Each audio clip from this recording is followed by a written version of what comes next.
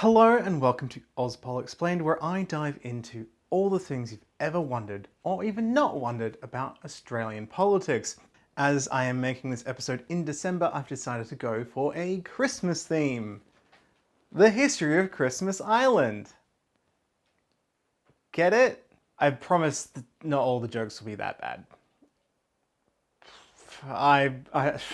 My name is David, your pale as snow host, and I'm here to get into some history and politics. You may have heard of Christmas Island because of its beautiful beaches and natural landscape. Or potentially, you've looked up Australian external territories, or you've read about it in the news as a place where refugees are held in indefinite detention. Or you only know it as that place with the crab bridge. A bridge where millions of tiny red crabs emerge from the forest like 1940s communists and create a great red wave that sweeps across the land. Sometimes roads have to be closed with short notice due to the migration of these tiny little red crabs. There are just so many crabs. Look it up, or don't. Ask yourself, how much do I like crabs? And then consider whether or not seeing 1,000,000 crabs will change the answer to that. Anyway, what is Christmas Island and what is behind its history? Christmas Island is an external territory of Australia, which means that Australia owns and administers it. It doesn't have a parliament of its own, unlike the Northern Territory or the Australian Capital Territory. This is because it doesn't have much of a population, only about 2,000 people. State-like services are provided by a combination of the federal government and the Western Australian government. Christmas Island's population is too small to have an electorate in its own right, so it's combined with the Northern Territory. Federally, residents of Christmas Island vote in the division of Lingarri. Despite having state-like services from WA, they don't vote in state elections. Instead, on that level of government, they would vote for the Northern Territory area. As is with all territories, the ultimate say on what is or isn't law is the power of the federal government. But the Christmas Island Act of 1958 means that Western Australian laws also apply to Christmas Island.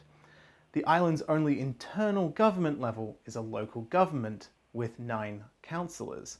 The Shire of Christmas Island is governed under the West Australia's Local Government Act of 1995. If you're tuning in from Christmas Island, by the way, say hello in the comments. It looks like a lovely place I would love to visit, if only you can guarantee me safety from the millions of crabs. The island, by the way, is actually really close to Indonesia instead of Australia, but it belongs to Australia for reasons that I'll explain later. So, now we've got some politics, let's do history. Unlike the Australian mainland, Christmas Island doesn't actually have tens of thousands of years worth of Indigenous history and culture. When I say the story starts with European exploration, this time it is actually true. Your first fun fact, if you exclude the fact that there's infrastructure just for crabs on the island, is that the reason the name is Christmas Island is pretty straightforward. Captain William Miners, an English sailor, saw Christmas Island on Christmas Day in 1643 and was like, yeah, that's called Christmas Island now. So if he'd seen it like a day later, it might have been called Boxing Day Island or Saturday Island. I don't know how inventive he was. Though the island was actually first seen by Europeans in 1615. But they kept rightfully clear of it and left it to its original masters, the crabs. It wasn't until 1688 though that anyone landed on it. William Dampier, English explorer and pirate, set foot on Christmas Island and found it uninhabited. Except for, of course, crabs, which he and the crew then ate. They ate some robber crabs, which are not the tiny, cute little red crabs that appear in the millions, but instead giant crabs that get up to 4 kilograms, measure 1 meter across, and they can live for 50 years. They climb trees, which is also terrifying. They are called robber crabs because they will steal your stuff. So the British naturally ate some to eliminate the competition. They are also known as coconut crabs, so you may recognize them from a viral image of one clinging to the side of a bin and basically being as big as that bin. which is terrifying. If I ever saw a robber crab, I would simply leave. I would jump into the ocean and stop being there. Really, Christmas Island should have been called Crab Land, land of the crabs, where none but the crab rules. Until 1888. The British decided it is their island now. As was the custom of the British Empire, they just wanted more land, and Christmas Island, although it wasn't very big, did have a lot of phosphate. Spoilers, phosphate is going to be super important to the history of the island. So the British gave the island to John Murray, a naturalist, and George clunies-ross, who was like an old-timey property owner, I guess. He owned the Cocos-Keeling Islands, which are now also in Australian territory. And by own them, I mean he owned them, basically.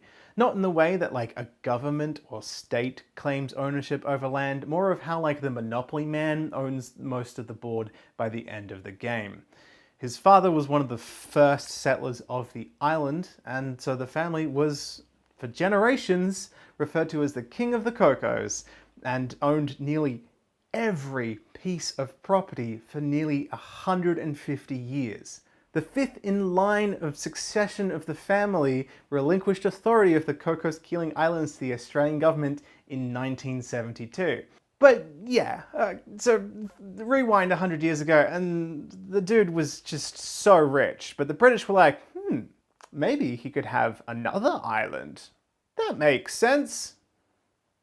Unfortunately, this is the part where the story turns dark. It goes downhill into some tragic elements. The two men set up the Christmas Island Phosphate Company and then brought in Chinese, Malay and Sikh migrants to work as indentured servants. They were basically treated as slaves, and Chinese people were at the bottom of the social ladder. More than 500 Chinese people died due to the poor working conditions and bad diets, which led to a vitamin B1 deficiency. The mine was forced to close temporarily because at one point, workers were dying every single day. There are multiple Chinese graveyards on the island, as well as many Chinese temples that are still tended to today. Chinese people actually are the largest ethnic group of the island. They make up over 20% of the island's population, followed by around 18% Malay and then 12.7% Anglo-Australians. Many of the island's residents are actually not descended from those original miners, but have travelled there over the years. There is a strong multicultural community on the island as a result. Unfortunately, because of its phosphate, it was a target during World War II. The Japanese bombed and then invaded in 1942, taking over the phosphate operations so they could make fertilizer for the Japanese Empire. While 50 Asian and Australian families were evacuated to Perth, many were still on the island and workers had to flee into the jungle, where they survived on eating birds and crabs. In 1943, the Japanese struggled with managing the food supply, so nearly 2/3 of the population was then sent to prison camps in Java. The thing is, I wondered what happened to these people, and if you try and find more information, a lot of the resources simply just stop there. The next bit is the British regained control of the island in October 1945. Also, if you Google things like Christmas Island prison camps, you get a lot of articles about modern-day refugee detention centres, which is not what this section of the episode is about, but I will touch on it very briefly. So if there are any war history buffs that want to tell me, did the prisoners of war return to the island in 1945? I have a bad feeling the answer is no. But if they did, please let me know. And then in 1949, the phosphate mining company then gets bought by the Australian and New Zealand government. Because it's near Singapore, or at least it's nearer to Singapore than Australia, Singapore administrates the island. Singapore at this time, by the way, was a British colony. So the British have colonized Christmas Island, Australia, New Zealand, and Singapore, and then they've just rearranged the bricks of the colonies in higher order of the hierarchy as to who gets to organize who. It's colonization all the way down. The reason why Australia owns it now, despite it being closer to Indonesia and Singapore, is because in 1958, Britain decided to unload some of its colonies and restructure. They're like, who wants it? And Australia went, we want it. And as part of the deal, Australia then gave £2.8 million to Singapore as compensation for all the lost phosphate mining revenue. As far as I know, the Crabs were not consulted on this, or compensated. And on October 1st, 1958, Christmas Island officially becomes an Australian territory. G'day. This is now known as Territory Day and is celebrated for a whole week. There are things like raft races, a fishing competition, face painting, music, and of course, flower bomb attacks, which Christmas Island's tourist website says is for the less competitive and is friendly. I'd love to know more about that.